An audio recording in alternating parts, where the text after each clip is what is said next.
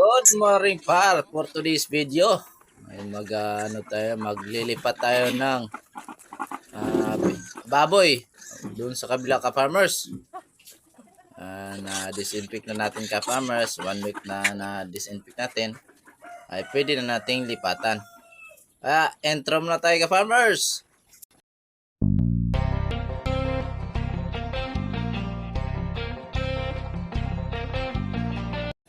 At dito nga ka-farmers ay binuhat-buhat ko na yung mga baboy dito ka-farmers dahil ililipat na nga natin.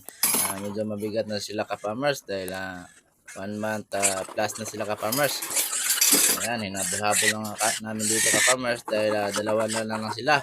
6 pala yung ililipat natin ka-farmers. Kailangan ko katulong dun sa loob ka-farmers para mahuli yung mga baboy natin ka-farmers dahil sobrang malaki na sila, hindi na kaya.